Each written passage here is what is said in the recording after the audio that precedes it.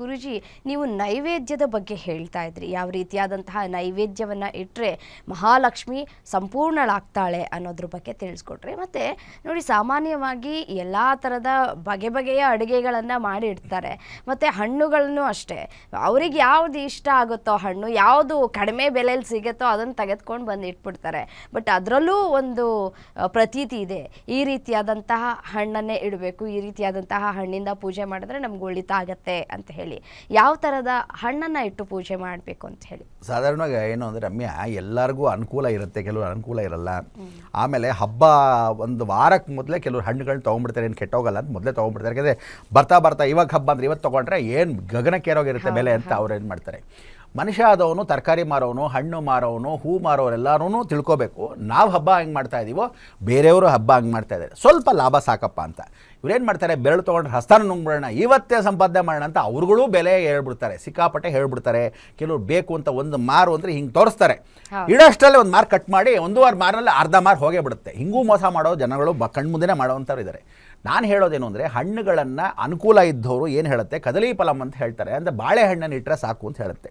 ಅದನ್ನು ಪಂಚಾಮೃತ ಮಾಡಿ ಇಟ್ಬಿಡಿ. ಆ ಪಂಚಾಮೃತ ಮಾಡುವಾಗ ಹಾಲು ಗೀಲೆಲ್ಲ ಹಾಕ್ಬಿಟ್ಟು ಅಭಿಷೇಕ ಮಾಡ್ತೀವಲ್ಲ, ಆ ಥರ ಮಾಡೋದಲ್ಲ.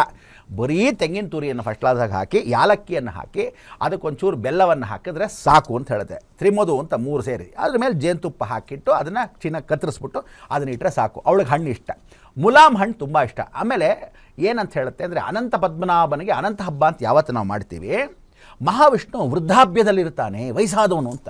ಲಕ್ಷ್ಮಿ ಏನು ತಿಂತಾಳೋ ಗಂಡನಿಗೂ ಕೊಡ್ತಾಳೆ ಅಂತ, ಅವನು ವೃದ್ಧಾಪ್ಯದಲ್ಲೇ ಬರ್ತಾನೆ. ಅದಕ್ಕೆ ಇವತ್ತಿಗೂ ತಮಿಳುನಾಡಲ್ಲಿ ಭಾಳ ವಿಶೇಷವಾಗಿರ್ತದೆ, ಕುಂಭಕೋಣಮಲ್ಲಿ ಉಪ್ಪಳಿಯಪ್ಪನಂತ ಇದ್ದಾನೆ. ಏನು ಅಂದರೆ, ಮಾರ್ಕಂಡ ಋಷಿಗಳು ಅವಳ ಮನೆಯಲ್ಲಿ ಲಕ್ಷ್ಮಿ ಜನನವಾಗುತ್ತೆ, ಮಾರ್ಕಂಡ ಋಷಿಗಳ ಮನೆಯಲ್ಲಿ ಜನನೇ ಆಗುತ್ತೆ ಲಕ್ಷ್ಮಿ. ಎಲ್ಲಿ? ಕಮಲ್ ಹೂವಿನಲ್ಲಿ ದೊಡ್ಡ ಕಲ್ಯಾಣಿಯಲ್ಲಿ ಅವಳು ಅಲ್ಲಿ ಮಗು ಅಳ್ತಾ ಇರುತ್ತೆ, ತುಳಸಿ ತೋಟದ ಪಕ್ಕದಲ್ಲಿ. ಆಗ ಹೋಗಿ ಯಾವುದೋ ಮಗು ಅಳ್ತಾ ಇದೆ ತೊಗೊಂಬಂದರೆ ಮಹಾಲಕ್ಷ್ಮಿ.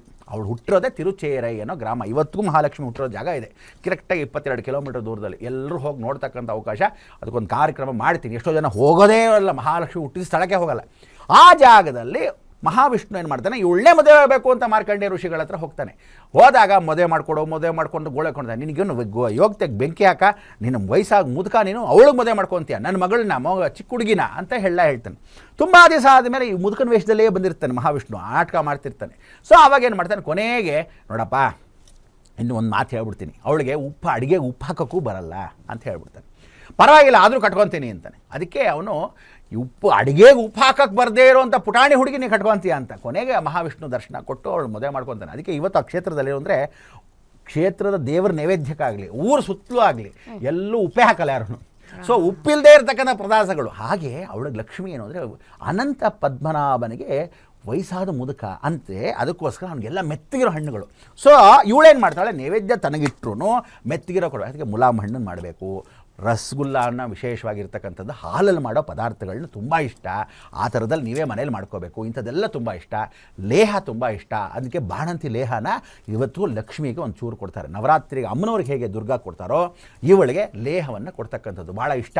ಅದಕ್ಕೆ ಅಂಥ ಅಮೃತ ಲೇಹವನ್ನು ಈ ಚಳಿಗಾಲದಲ್ಲಿ ಕೊಟ್ಟಾಗ ಏನಾಗುತ್ತೆ, ಹೆಂಗಸರಿಗೆ ಅಥವಾ ಗಂಡಸರಿಗೆ ಅಥವಾ ಮನೆ ಒಳಗಡೆ ಏನೇನೋ ತಿಂದಿರ್ತೀರ, ಆ ಲೇಹ ತಿಂದ ತಕ್ಷಣ ಏನಾಗುತ್ತೆ, ದೇಹಂ ಅಮೃತ ವಸ್ತು. ಅದಕ್ಕೆ ವಿಶೇಷವಾಗಿರ್ತಕ್ಕಂಥ ಈ ಹಣ್ಣುಗಳಲ್ಲಿ ಮೆತ್ತಗಿರೋ ಹಣ್ಣುಗಳನ್ನ ಉಪಯೋಗಿಸ್ಕೊಳ್ಳೋದು. ದಾಳಂಬಿ ಹಣ್ಣು ಅಂದರೆ ಜ್ಞಾನಾನಂದಮಯಂ ನಿರ್ಮಲಾ ಸ್ಫಟಿಕ, ಫುಲ್ ಜ್ಞಾನವನ್ನು ಅಭಿವೃದ್ಧಿಪಡಿಸ್ತಕ್ಕಂಥ ಮಹಾಗಣಪತಿ ಸ್ವತಃ ದಾಳಿಂಬ ಫಲವನ್ನು ತೊಗೊಂಬಂದು ಮಹಾಲಕ್ಷ್ಮಿಗೆ ಅಮ್ಮ ತಗೊಮ್ಮ ಅಂತ ಹೇಳಿ ಕೊಡ್ತಾನಂತೆ. ಯಾರಿಗೆ? ಲಕ್ಷ್ಮಿ ಗಣಪತಿ ತಂದು ಕೊಡ್ತಾನಂತೆ.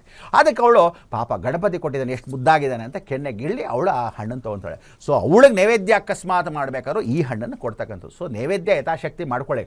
ಇವತ್ತು ಒಬ್ಬಟ್ಟು ಮಾಡಬೇಕು ಅಂತೆಲ್ಲ ವರಮಹಾಲಕ್ಷ್ಮಿ ಹಬ್ಬಕ್ಕೆ ಮಾತ್ರ ಮಾಡ್ಕೊಳ್ಳೋದು.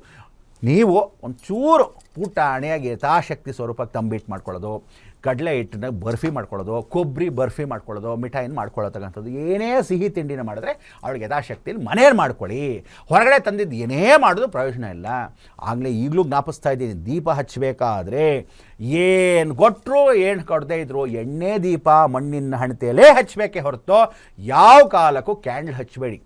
ಮೇಣ ಕರಗ್ತು ಅಂದರೆ, ಮೇಣ ಸುಡ್ತು ಮನೆಯಲ್ಲಿ ಅಂದರೆ ನಿಮಗೆ ದರಿದ್ರವೇ ಸೇರತ್ತೆ ಹೊರತು ಯಾವ ಕಾಲಕ್ಕೂ ಲಕ್ಷ್ಮಿ ನೀವು ಮಾಡತಕ್ಕಂಥ ಪೂಜೆ ಪುನಸ್ಕಾರ ಪ್ರಯೋಜನ ಬರಲ್ಲ. ವೇಸ್ಟು, ಅದು ಮಾಡಿದ್ರು ವೇಸ್ಟೇ.